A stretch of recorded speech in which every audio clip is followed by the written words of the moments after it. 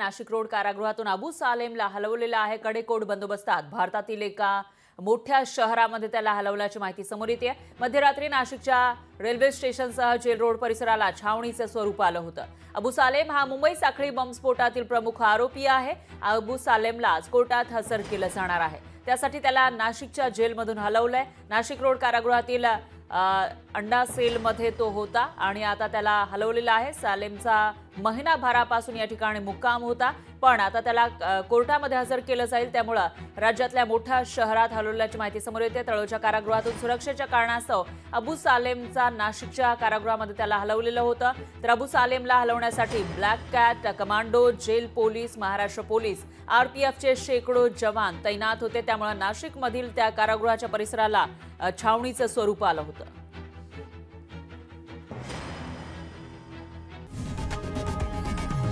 लोकशाही मराठी ऐका, पहा, जागरूक रहा।